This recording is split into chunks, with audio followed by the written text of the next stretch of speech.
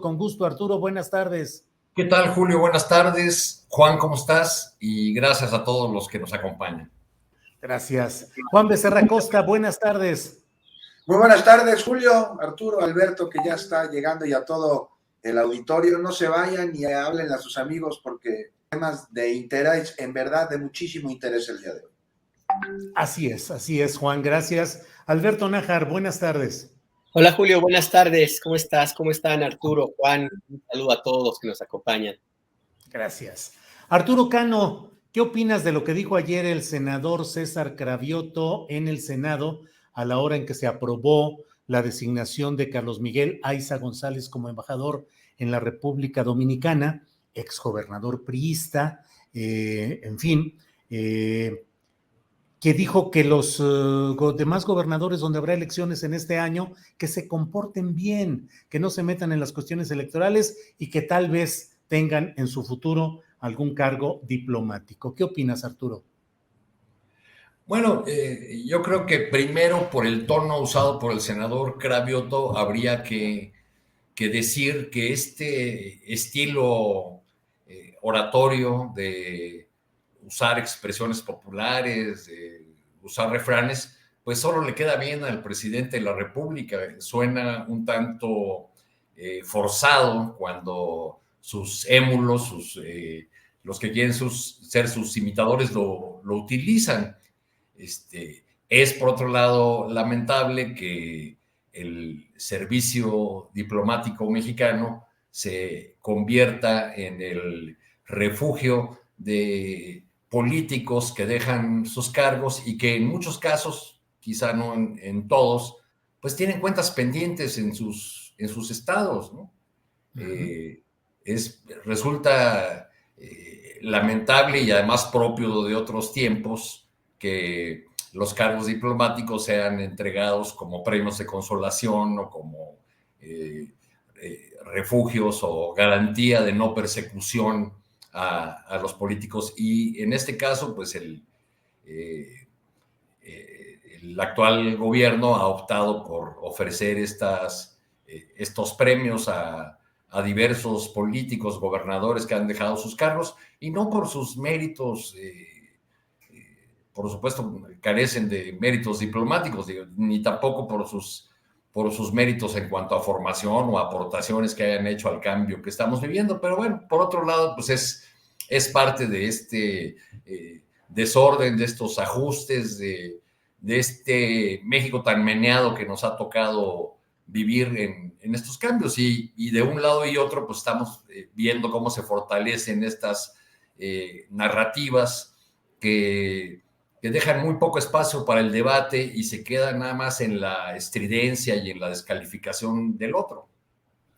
Gracias, Arturo. Juan Becerra Costa, ¿qué opinas sobre este tema? Dice Arturo Cano que dar ese tipo de nombramientos diplomáticos implica pues un poco el propiciar impunidad, espero parafrasear bien lo que dijo Arturo, pero impunidad a esos gobernadores salientes que luego ya no tienen encima la carga de comprobar irregularidades o acusaciones porque ya están en un cargo diplomático. Recordemos que la propia Laida Sansores había señalado una serie de consideraciones negativas sobre el comportamiento administrativo del ahora embajador en República Dominicana, Carlos Miguel Aiza. ¿Qué opinas, Juan? Pues mira, hay que verlo desde distintas perspectivas. El artículo 76 de nuestra Constitución, ahí se establecen las facultades del Senado. Y de entrada, sobre todo esto, lo que detonó que estemos hablando de este tema, hay que señalar que en las facultades del Senado, en la Constitución, no está contemplado la invitar a nadie, absolutamente a nadie, para que sea embajador. Sí, la de ratificar los nombramientos de los embajadores. ¿Quién designa a los embajadores, así como a los cónsules? Pues el presidente de la República. Y de acuerdo a la ley del servicio exterior, esto, y aquí podemos analizarlo, que no está sucediendo, debería ser preferentemente entre los miembros del propio servicio exterior, que sean de carrera y de mayor competencia, y además de mayor categoría, porque para lograr ser embajador, pues tienes que pasar por diversos encargos antes, y eres agregado, eres ministro, en fin. Y aunque también se establece en la ley que para ser designado embajador o cónsul se requiere ser mexicano por nacimiento y no tener otra nacionalidad, estar en pleno goce de los derechos civiles y políticos y ser mayor a los 30 años de edad, y además de reunir los méritos suficientes para el eficaz desempeño de su cargo, esto no se ha dado. No se ha dado ahora, pero es de siempre. Y que no se ha dado ahora y ha sido de siempre no es consuelo de nadie, porque el país está viviendo una transformación. Ahora, a lo largo de nuestra historia, y no en todos, pero en muchos casos, el cargo de embajador ha sido una especie de moneda de cambio, Julio. O sea, se ha utilizado como castigo, pero también como premio. Sí, claro.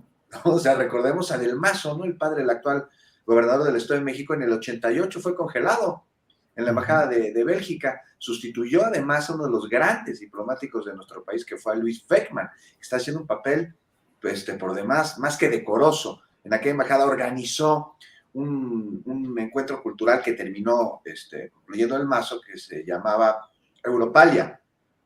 Bueno, pues a Del Mazo lo castigaron por el destape de García Ramírez en un madruguete a la designación de la Madrid de Carlos Salinas, aunque yo sé, Alberto, que por ahí tienes una versión, otra versión de una confusión durante una filtración a una reportera que le pasaron las iniciales de SG y ella interpretó como Sergio García y no como Salinas de Gortari. Pero hay que ver aquí que también coincide el castigo a Del Mazo, ¿no? Que intentó adelantarse para que no quedara su acérrimo rival. Bueno, esto ya nos salimos un poquito del tema. ¿Cuántas veces no se ha ofrecido una embajada a cambio de algo? Ya no como castigo, sino como premio. O sea, más allá de la anécdota, Julio, las embajadas no tendrían que ser ni premios ni castigos, sino un encargo serio a personas serias que desempeñan la labor de representar al gobierno del país, ¿no? A favor de los intereses de la nación. No es un campo de verano, tampoco un Siberia exilio político. Y sí, finalmente quien decide es el presidente, quien ratifica es el Senado. Entonces me parece que buen momento vive nuestro país, que trabaja arduamente desde dentro hacia afuera para ganar soberanía, ¿no? Que se enfrenta a esquemas de entreguismo, ¿no? De recursos a extranjeros creados desde el salinato, ¿no? Que coincide con el rumbo que toman, ¿no? Los gobiernos latinoamericanos que se están moviendo hacia la izquierda y un país, el nuestro, que busca aprovechar una crisis mundial en materia de alimentos, de energías, para mejorar los acuerdos, ¿no? Para construir nuevos, con más naciones, para aprovechar el añejo prestigio diplomático que los miembros de nuestro servicio exterior tienen. Tuvo un momento para aprovecharlo. Y ya para concluir, nada más te digo que habríamos de preguntarnos en este intento para aprovechar, pues también por qué no se ha aprovechado.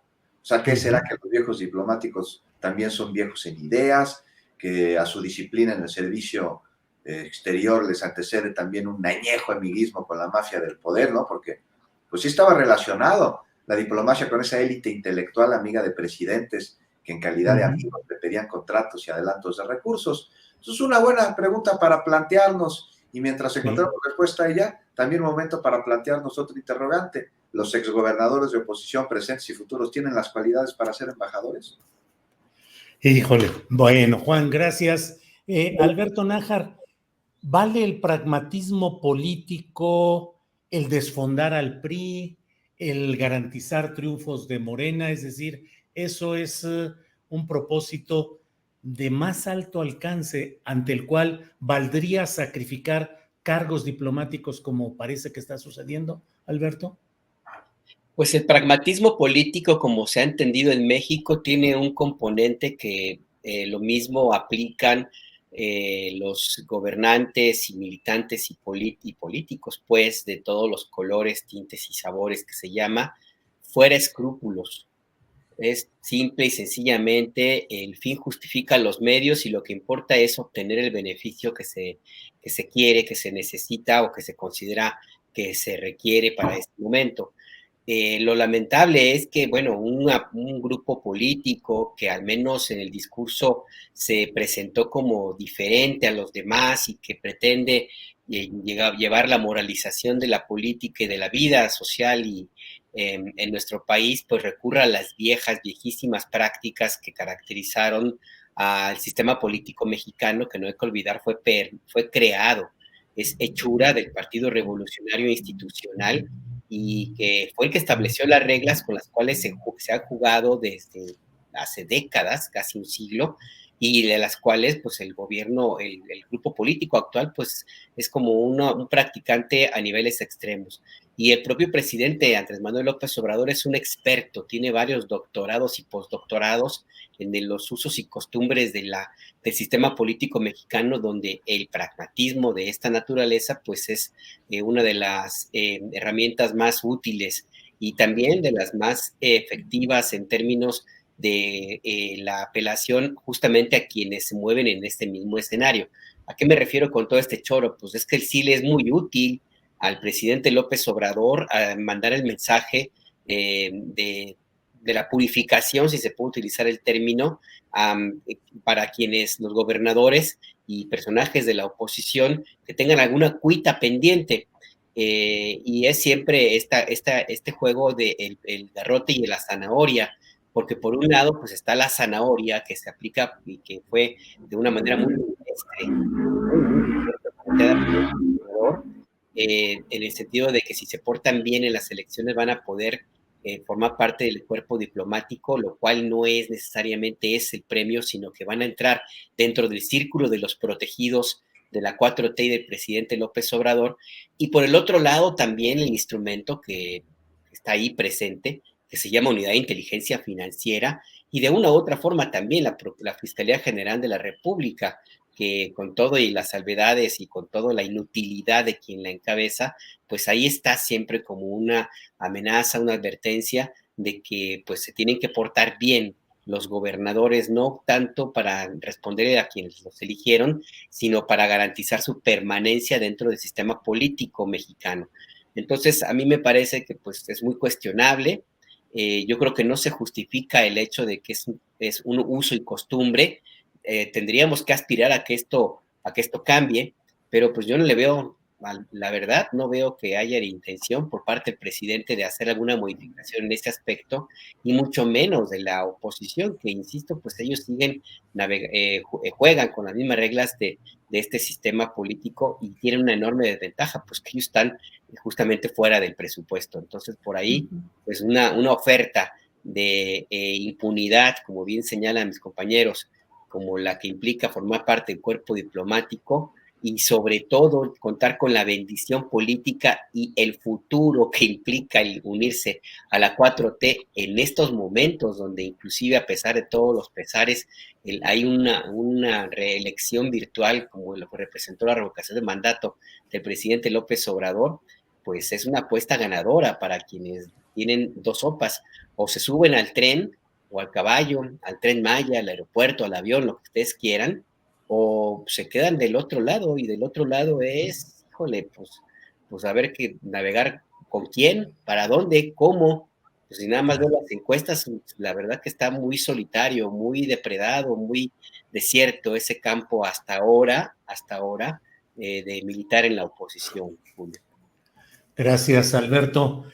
Arturo Cano, habla Alberto Nájar, entre otros temas, del ejercicio de revocación de mandato, que si bien no obtuvo el porcentaje necesario para darle validez a esos resultados, hoy debe sesionar precisamente el Tribunal Electoral del Poder Judicial de la Federación, debe estarlo haciendo ya, para declarar formalmente que no procedió la revocación del mandato presidencial. Será un acto protocolario en el que estén representantes de los tres poderes, y entonces el Tribunal Electoral dice: no hubo el número suficiente de votantes, no se alcanzó el 40%, y esa votación no tiene consecuencias en el sentido de revocar el mandato presidencial. Pero la expectativa, Arturo, está en hasta dónde castigará este Tribunal Electoral las múltiples quejas, denuncias por presuntas intromisiones, distorsiones en este proceso. ¿Se aventará, Arturo, el Tribunal Electoral el tiro de establecer sanciones fuertes? Porque ahí implica al presidente de la República, a la jefa del gobierno capitalino, a personajes políticos importantes y relevantes. ¿Cómo ven la situación del Tribunal Electoral? ¿Este y otros tiros se los aventará o está medio amansadito el panorama ante el riesgo de una reforma electoral, Arturo Cano? Pues este tribunal nos tiene medio acostumbrados ya a las más disparatadas decisiones, además de los escandalitos muy comunes entre sus integrantes. Yo quisiera decir en primer lugar que dentro del balance positivo para el presidente de la República y para la 4T en general de este ejercicio de revocación de mandato,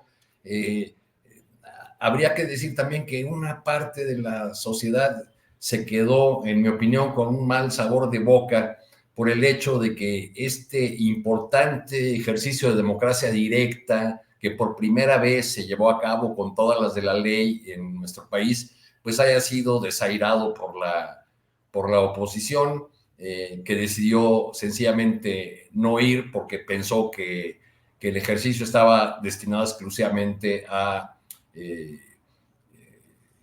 fortalecer al presidente López Obrador. Me parece, por otro lado, que sea cual sea el sentido o la fuerza de las sanciones que decidan los integrantes del tribunal, pues nadie va a quedar contento. Del lado de la oposición dirán que se requieren sanciones más fuertes, que hubo violaciones. Recordemos el discurso opositor en los días previos al ejercicio revocatorio. Era un discurso de nunca se había violado tanto la ley, nunca habíamos estado frente a tal ejercicio de acarreo y presiones desde el lado del gobierno.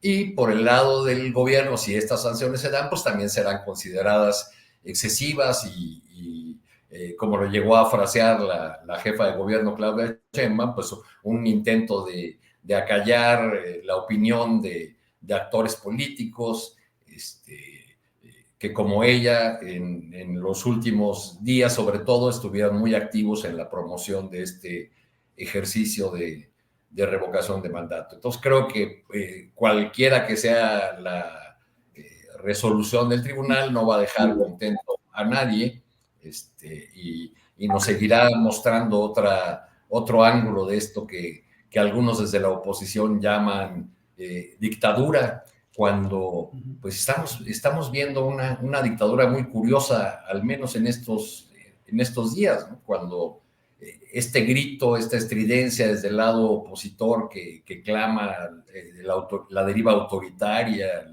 la dictadura, pues, cuando lo que estamos viendo es el rechazo a una iniciativa del presidente en la Cámara de Diputados, es decir, un poder legislativo que ejerce sus funciones y que juega en la definición de políticas públicas, cuando estamos viendo un poder judicial que unas veces da la razón al presidente y otras veces rechaza sus iniciativas, cuando estamos viendo cada vez más presencia de críticas en medios y en redes, tanto de la sociedad civil en general como de la opinocracia en particular, vamos, hasta los organismos supuestamente bajo ataque permanente desde el flanco autoritario como el INE, pues se dan el lujo de tranquilamente presumir sus logros, incluyendo la organización de el proceso revocatorio sin los recursos debidos, como clamó siempre el consejero presidente del INE. Gracias, Arturo. Juan Becerra Costa, dentro de las paradojas e ironías de esta temporada está el hecho de que hoy leo yo a algunos ciudadanos, sobre todo de Nuevo León, que dicen, pues qué bueno resulta el proceso ese de revocación de mandato. Podríamos o deberíamos utilizarlo aquí en Nuevo León. Claro que el proceso implica que hayan pasado los primeros 3 años del gobierno en mención para que se pueda intentar este recurso, y solo en aquellos estados donde la Constitución estatal ya haya sido acompasada a la letra de la Constitución federal. Pero Juan Becerra Costa, ¿habrá llegado para quedarse el ejercicio revocatorio o quedará ahí como algo mal usado por la ciudadanía, abandonado y que ya no se recupere tan fácilmente más adelante? Juan Becerra Costa. Pues fíjate, hace esta pregunta el mismo día en que se va a dar la declaratoria de invalidez en el papel sobre esta consulta por parte del tribunal. Nomás porque este ejercicio, pues, vamos a darnos cuenta de que es válido para un sinfín de cosas el que se realizó, a pesar de no haber alcanzado la cantidad de votos que se buscaron. Entonces queda como precedente, Julio, sin duda alguna, de un ejercicio necesario para la vida democrática de nuestro país, un ejercicio en el que se busca que el pueblo quite así como puso, porque pues, las presidencias han sido un cheque en blanco, ¿no? Que entregamos cada 6 años, y con este tipo de consultas, pues los presidentes tendrían que rendir resultados favorables. Y es que aquí hay algo, no sé tú qué opinas, Julio, pero yo creo que lo tenemos que analizar profundamente. Cuando decidimos quién va a ser nuestro presidente, lo hacemos de acuerdo a lo que nos prometió en la campaña, a lo que se comprometió, a lo que al oído nos dijo, porque sabía que es lo que queríamos escuchar. Pero ya cuando lo hacemos, ya cuando consultamos una posible revocación, pues ya lo hacemos de acuerdo a los resultados, no a las promesas, y no es lo mismo para nada una cosa que la otra. Y esto lo saben quienes creen que pueden regresar al gobierno a continuar con un esquema de saqueo y cero transparencia, de no rendición de cuentas. Y pues por ello también este ejercicio que acabamos de celebrar deja la enorme validez de habernos mostrado un árbitro electoral que ha sido imparcial, que intentó detener la realización de la consulta como diera lugar, y después de una guerra legal que perdieron, y para no ir en desacato, pues ya no les quedó otra que organizarla, pero de una manera que inhibió la participación. Pocas casillas, en muchos casos complicado de llegar, nada de difusión, y lo peor, ¿no? Una campaña en las que los mismos consejeros, ¿no? Córdoba y Murayama, sobre todo este último, pues incidieron en inhibir la participación. O sea, Murayama dijo en más de una ocasión que el abstenerse era una postura, por lo tanto, era una opción democrática. Imagínate un demócrata validando el abstencionismo. Entonces, todo esto queda como evidencia. Por un lado, al momento de discutir una que sí viene, que es la reforma, la discusión sobre la reforma electoral, queda esto como evidencia al momento de discutir las necesidades de sentar, de garantizar una autoridad electoral que sea imparcial, que sea un árbitro, no miembro de un equipo, y que así, si así no lo hiciera, que la nación se los reclame. Yo estoy seguro que este ejercicio no solo va a darse en el próximo sexenio en caso de que Morena quede al frente del gobierno, sino también en otros estados. Pues ya mencionabas tú, Julio, lo están pidiendo a gritos allá en Nuevo León. De ese tema, si quieres, hablamos en un ratito, que es muy profundo, pero sí, se queda en el imaginario, ya para acabar, en el imaginario colectivo, la necesidad de un ejercicio de este tipo y la oposición que tuvo por parte de los intereses que están en contra de que se revise cada 3 años la función del gobierno. Y esto queda y seguramente va a dar mucho movimiento. Gracias, Juan. Alberto Nájar, pues recurro a la bolita de cristal o a las dotes adivinatorias. Desde antes de que se realizara el ejercicio de revocación de mandato, pues habíamos quienes decíamos que además de todo había el objetivo de crear las condiciones para el cambio en el poder electoral, en el Instituto Nacional Electoral y el Tribunal Electoral del Poder Judicial de la Federación. En este nuevo escenario en el cual la oposición dice que no va a dejar pasar ninguna de las reformas importantes del presidente López Obrador, la electoral y la referente a la Guardia Nacional, ¿crees que vamos a seguir con un INE como hasta hoy, con Lorenzo Córdoba, Ciro Murayama y con todo ese elenco electoral que continúa en el poder, o sí habrá condiciones para que haya un cambio profundo en ese poder electoral, Alberto? Mira, yo creo que el tema de la propuesta de la reforma electoral sí veo un poco complicado que la oposición pueda ceder, a menos, claro, que le lleguen pues al precio, así simplemente, o sea, y las propuestas de embajadores y la presión política que van a ejercer los gobernadores actuales y los que sean tentados por algún cargo diplomático u otro, pues es de tomarse en cuenta. 2, va a depender también mucho del resultado electoral de los comicios de junio, porque ahí sí se va a mover el panorama político y pues no es lo mismo tener un gobernador que puede ser como empático con la 4T a tener un gobernador de las mismas filas. Y sí cambia la diferencia en términos de la presión política directa hacia los legisladores o los diputados de oposición, porque pues tampoco come el lumbre, ¿no?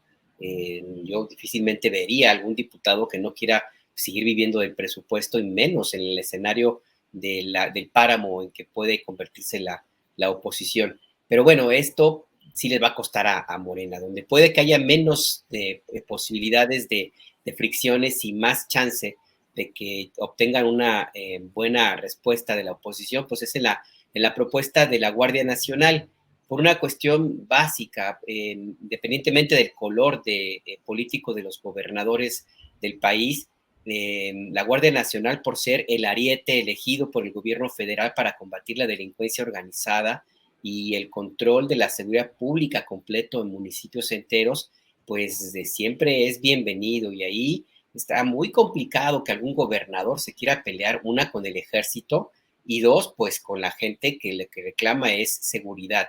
Y inclusive los casos más extremos que hemos visto, como fue el gobernador de Guanajuato, Diego Sinué, recuerdan ustedes que presumía que él no iba a las reuniones del gabinete de seguridad, ¿para qué? Y que no sé qué, que era un invento de López Obrador, pues terminó disciplinándose y acudiendo cada que lo necesito, cada que puede, a estos encuentros, básicamente porque no puede ocultar el sol con un dedo, su estado está incendiado, la violencia está, pero en cualquier lugar, en cualquier sitio, en cualquier espacio, y ahí sí, con la ideología, pues te puede funcionar mucho, pero llega un momento en el cual pues también tienes tú que ver por tu propio futuro político y la seguridad personal hasta de la propia familia.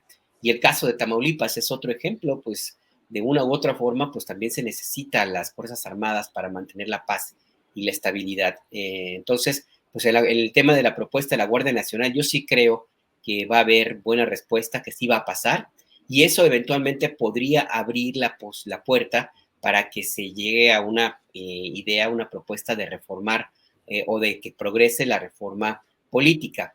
Ahora bien, también en términos ya puramente de tiempos, de timing, yo no sé si realmente esté el interés al 100% de parte de la 4T del presidente de tener una modificación importante en el Instituto Nacional Electoral, por una cuestión básica. El consejero Lorenzo Córdoba y Ciro Murayama, entiendo, pues se van el próximo año, van a tener que ser elegidos, y ahí, con la fuerza política más inclinada todavía hacia la 4T, pues hay más posibilidades de que los nuevos consejeros sean más afines, o por lo menos cargados del lado de la derecha. Así es que por ese lado, pues ahí la elección del 24, de una u otra forma, la van a librar. Ya después del 24, sí, ahí ya será otra historia. Pero por lo pronto, pues ahí ahorita yo no veo que las condiciones, es más, y con esto cierro, pues en pura estrategia política, yo creo que tendrían que apostarle a la segura, ¿no? Pero bueno, eso te dice la lógica. Y esa es una característica que hasta ahora yo no he visto en la dirigencia de Morena. O sea, no veo muy lógico el papel de Mario Delgado. Gracias, Alberto. Arturo Cano, antes de entrar a otros temas, quiero preguntarte, ¿ves que el PRI, en una condición muy reducida que tiene actualmente, con pocos miembros en la Cámara de Diputados, con pocos senadores, con un rechazo colectivo muy amplio, crees que de alguna manera las circunstancias están recolocando al PRI en una circunstancia de bisagra que puede estar inclinando votaciones en un sentido o en otro? Quiero decir, ¿crees que las circunstancias le están dando un peso político más notable al PRI en estas circunstancias? Y no solo a ello, sino a segmentos como el CENTE, como los sindicatos setemistas o croquistas o los sindicatos del régimen anterior. ¿Crees que esos factores de poder están asumiendo nuevo protagonismo y un nuevo peso político, Arturo?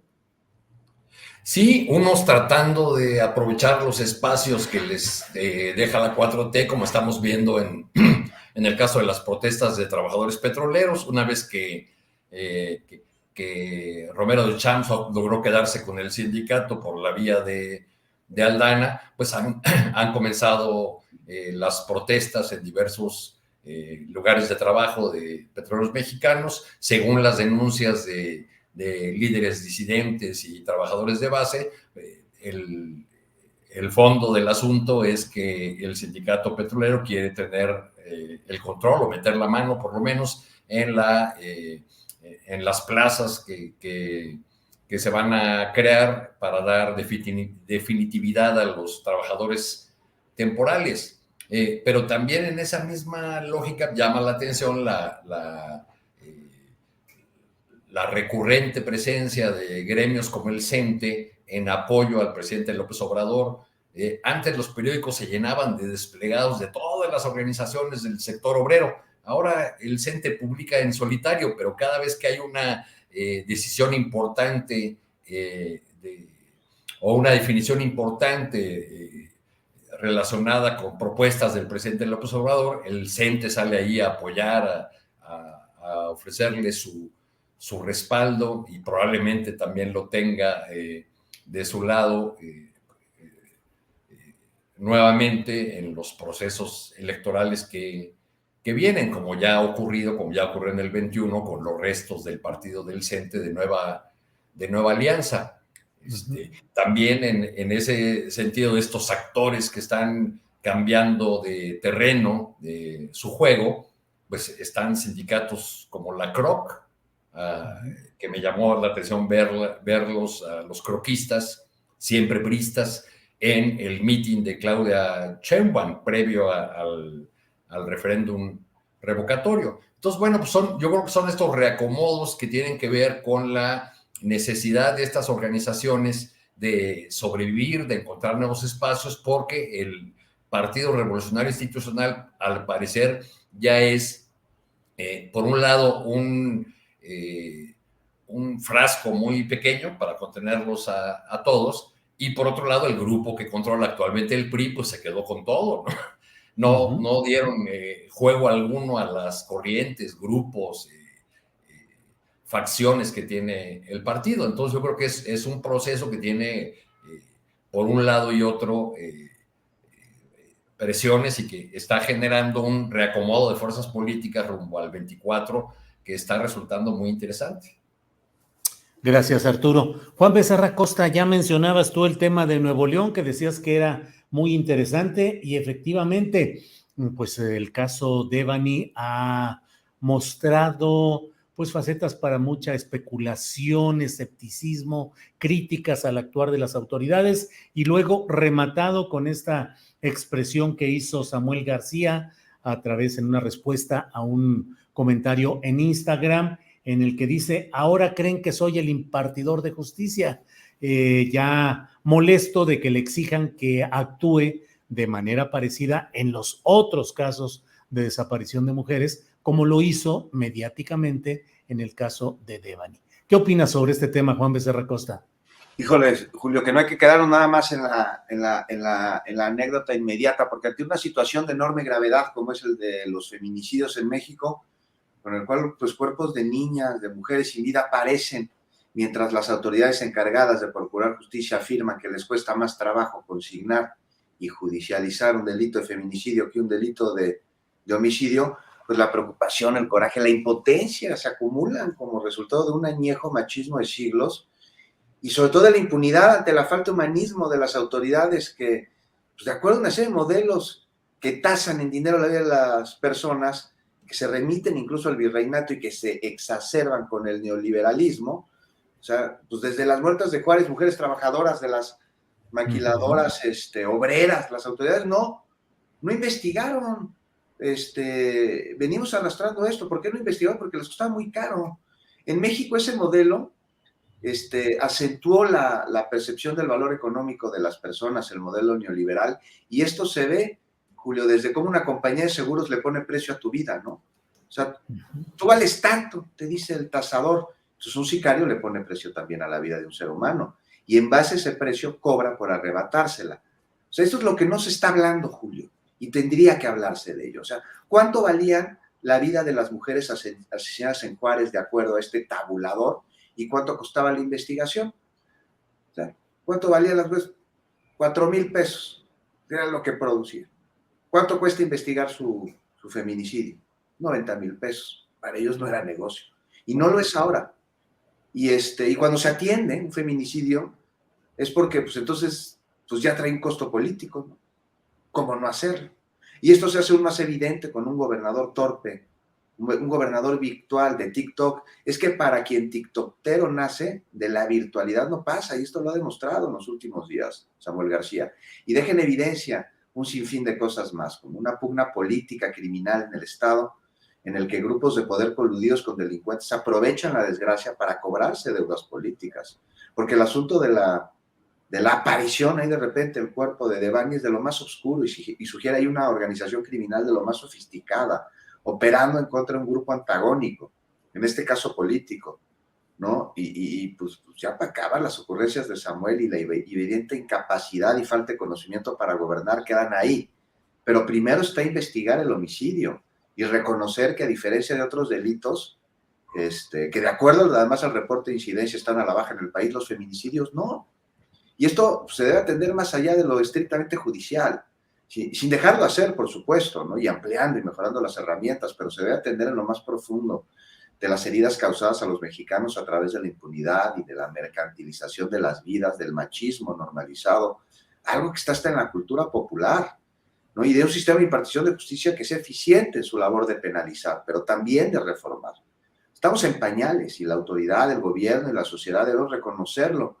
O sea, más allá de indignarnos cuando nos enteramos de casos como el de Devani para luego mandar esa indignación al olvido, como si de un hecho aislado se hubiese tratado, porque para nada es así, se tiene que revisar profundamente un asunto cultural y un asunto de impunidad y un asunto de impartición de justicia, Julio.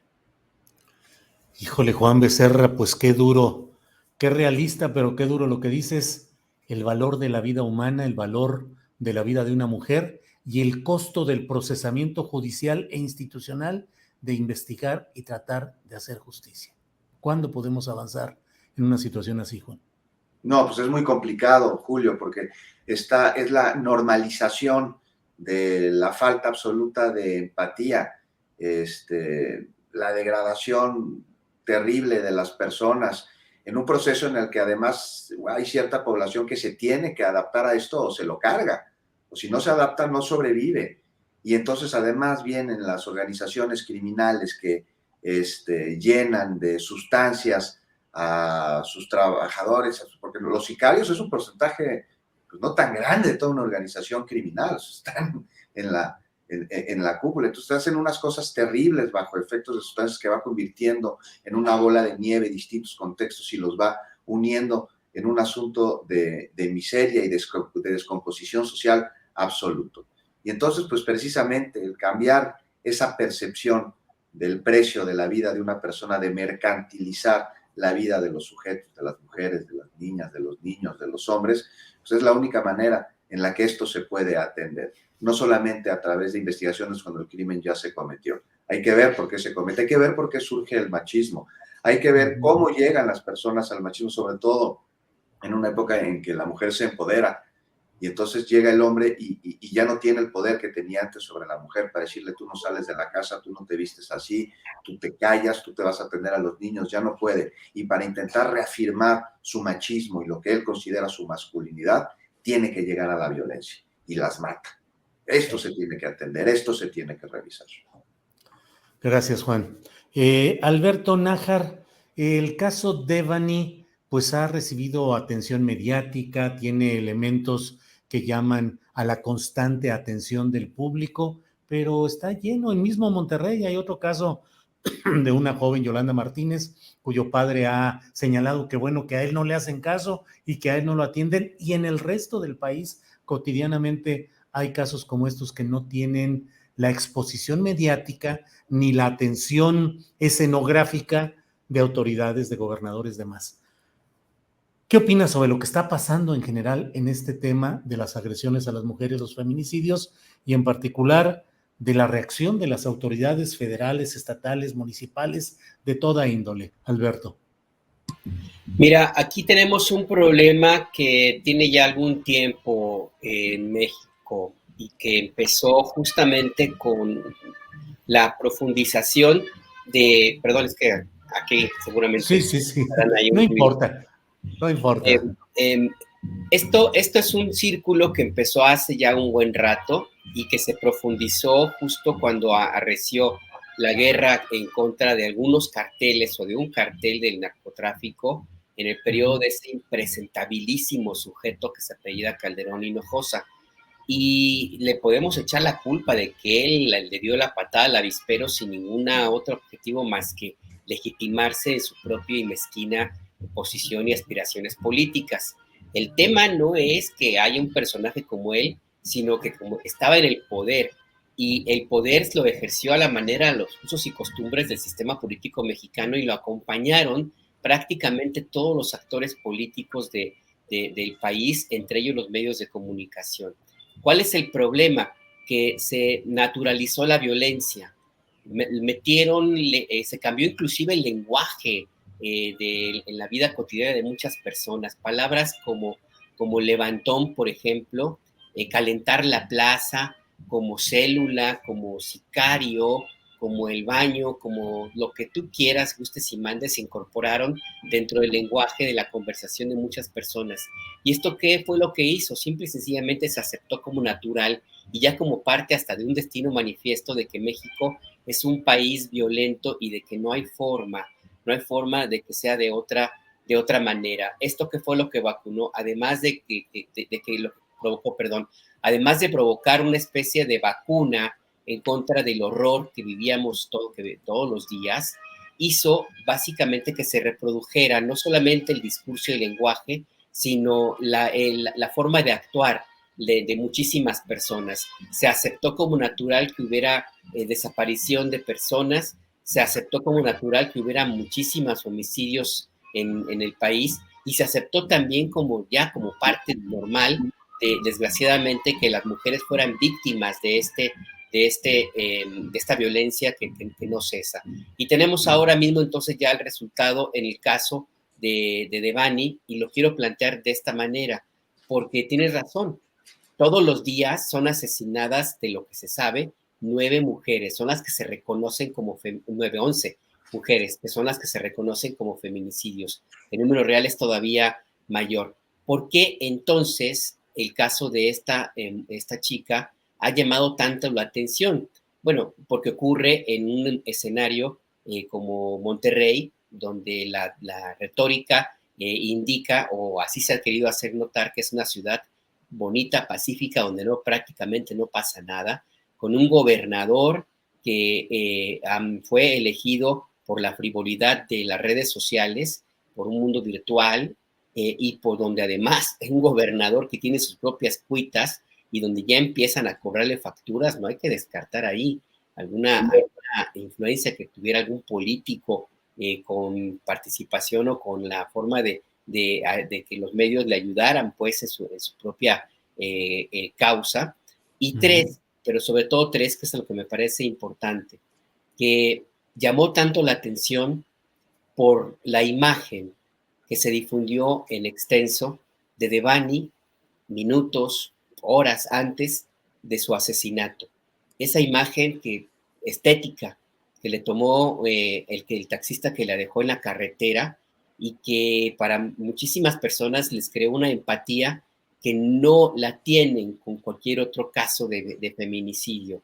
Esta imagen, que inclusive ya se convirtió hasta en retrato, en caricatura, y ha sido también muy estilizada, logró romper esa barrera en la cual estamos metidos los mexicanos de ver como normal la violencia, y algo tocó que hizo mover la conciencia y la crítica y la reacción de muchísimas personas.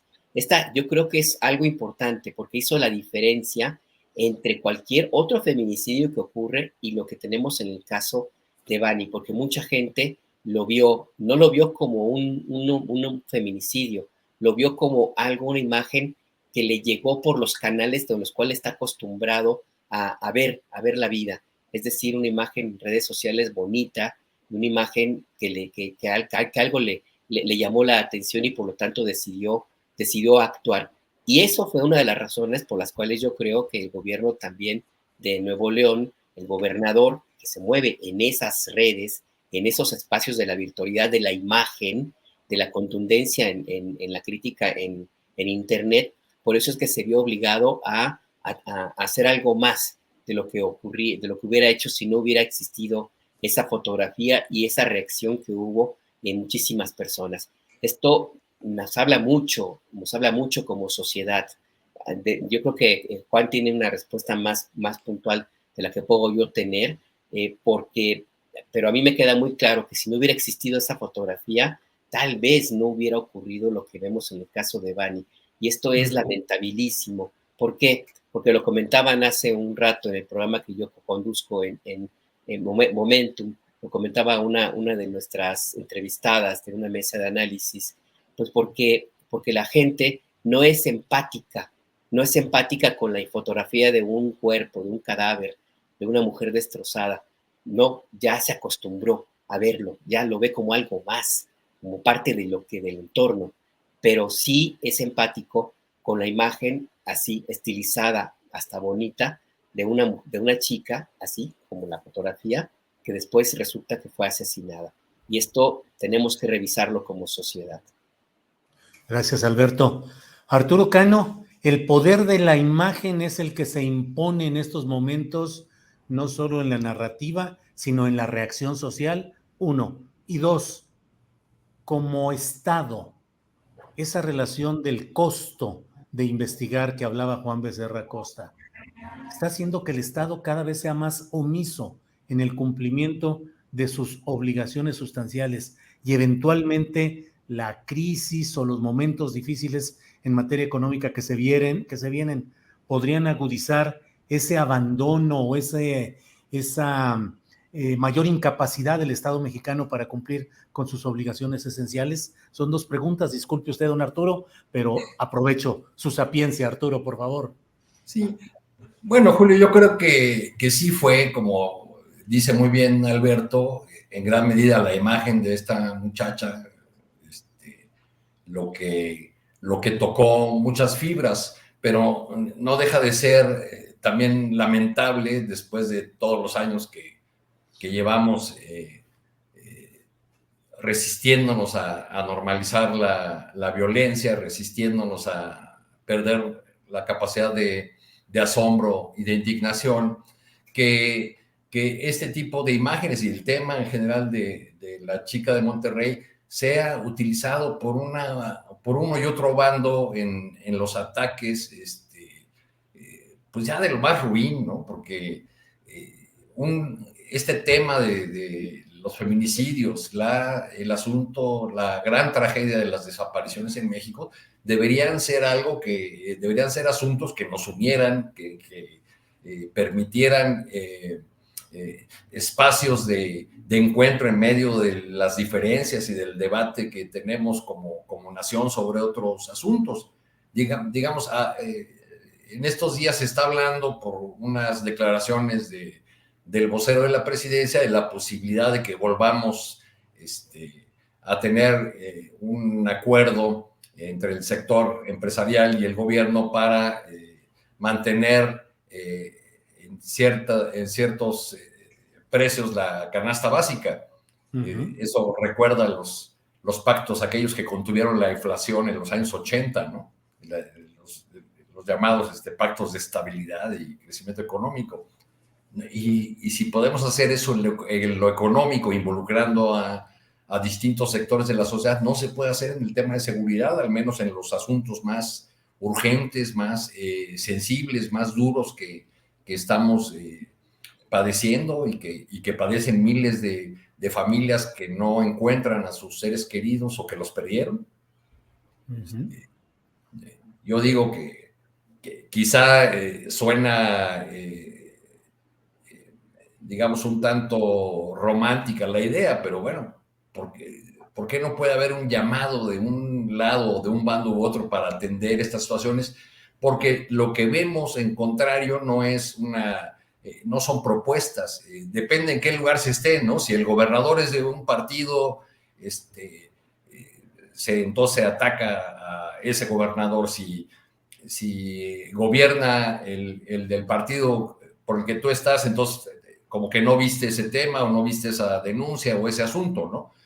Recuerdo que hace unos meses vinieron las familias de desaparecidos del estado de Guanajuato y montaron una protesta muy peculiar ahí frente al Palacio Nacional, trajeron montones de tierra y simularon ahí unas fosas. Yo escribí una serie de tweets narrando lo que ocurría ahí frente al Palacio Nacional y no me sorprendió, pero sí me pareció lamentable que muchas de las respuestas, sobre todo de simpatizantes de la 4T, fueran de cero empatía, de cero solidaridad con las familias de desaparecidos y el constante reclamo de vayan a reclamar donde deben, al gobernador panista de Guanajuato es donde deben estar reclamando. Bueno, pues de ahí venían justamente de los oídos sordos de Diego Sinué y de su fiscal Samarripa, que ya lleva ahí toda una vida en la fiscalía, pues de ahí venían de protestar o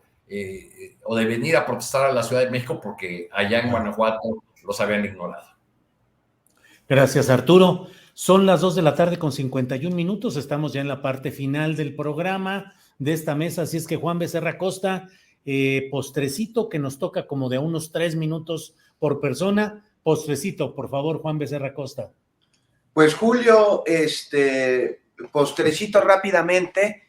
Habías planteado ahí que te gustaría hablar sobre el tema de que pues, Salinas Pliego va a tener que pagar una lana de impuestos. Rápidamente, medio postrecito, pues qué bueno, ¿no? Que se ordene este pago, nada más le van a caer a los proyectos del gobierno la lana. Vienen vacunas, porque vamos a seguir comprando, viene el plan para enfrentar el problema carestía en alimentos, casi 2.500 millones de pesos, ¿no? Una decisión que se da en el mismo sentido, en segunda instancia, y ya dijo Grupo Salinas que va a continuar defendiéndose en contra de lo que haya argumentado que son abusos, cobros erróneos, ¿no? Qué bueno, ¿no? Es su derecho, pero también deberían aprovechar para revisar los cobros que les hacen a los familiares de nuestros paisanos en Estados Unidos cuando mandan por el banco de Grupo Salinas sus remesas, pues los cobros erróneos y excesivos que reciben ahí. Y ya es medio postrecito, como cuando pones helado de vainilla y de chocolate. Ajá. El otro, Julio, que tiene que ver con la palma de Reforma que se fue. Nada más lamentable sí decirles que el nivel de debate, ¿no? O sea, si llueve es culpa del gobierno, si no llueve también es culpa del gobierno. Es una palmera que enfermó de hongos, que no por primera vez, han sido varias veces las que ha tenido esta plaga, se ha curado, ya no se pudo curar, hay una plaga de hongos en la Ciudad de México en las palmeras, están lugares privados, también le han invertido mucho dinero a sus palmeras, se les están muriendo, el Club France es uno de ellos. Son plantas que no están en su hábitat natural, por eso no viven la cantidad de años que dicen los especialistas que viven. En la Ciudad de México se reduce a 1/3. Pues se va a la palma de Reforma, el ciclo de la vida, sí se le metió lana, pero los cuates estos, la oposición cree que puede comprar todo con dinero, hasta la vida de... Oye, Juan, ¿es cierto que Krause va a escribir un libro en homenaje a La Palma?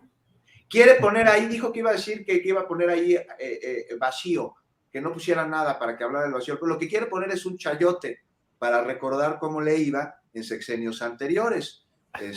Ahí va a poner un chayote. No, ya para acá, o sea, si el dinero lo pudiera comprar todo, pues y pudiera revivir a los muertos, pues ya estaría reviviendo ese modelo neoliberal que ya no tiene remedio y que está agonizante, pero no es así, Julio. La glorieta del chayote, pues, en función de algunos de esos defensores de ese producto vegetal también malmodeado, pero todavía subsistente. Juan Becerra, muchas gracias. Alberto Nájar, postrecito, por favor. Mira, yo también me quiero referir rapidísimo al tema de Salinas Pliego. Dijo que va a impugnar en la decisión del tribunal de que tiene que pagar impuestos. Nada más recordar quién es este personaje, es un tramposo. Este tipo ha vivido siempre del truco, de la trampa, de las chicanadas. Es un traidor, además, ha traicionado a Carlos Salinas de Gortari, luego a Zedillo, luego a Vicente Fox, a Calderón y Enrique Peña Nieto, y seguramente va a traicionar a Andrés Manuel López Obrador. Este cuate está acostumbrado a ganar siempre por la vía de la tranza, pues.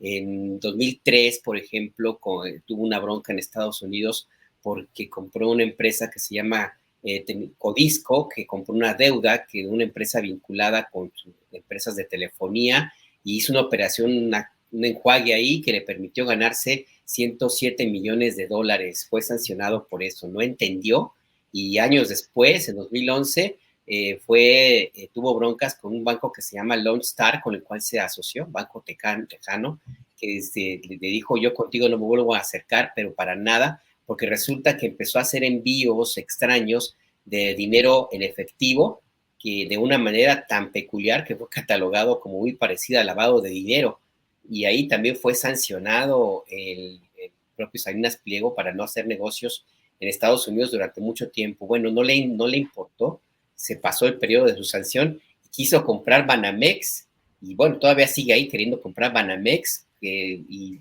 con el total cinismo que implica de creer que ya como con su dinero va a ser suficiente, y se le olvida que Banamex forma parte de Citigroup, que es una empresa estadounidense que se rige por las leyes estadounidenses, y allá sí, a lo mejor aquí pueden olvidarse de quién es este sujeto, pero allá no. Entonces ahí es muy difícil que pueda progresar su intento de comprar Banamex. Bueno, pues esto que nos pinta, pues nos pinta un personaje de esta calaña que ahora dice que va a impugnar el pago de impuestos al cual le obliga un tribunal. Y ya para cerrar, nada más recordar lo que se preguntó hoy en la mañana en la conferencia de prensa del presidente López Obrador, una denuncia de una compañera periodista que dijo que el grupo de TV Azteca, pues, de Grupo Azteca, perdió un litigio porque se negaba a entregar una cantidad importante de remesas.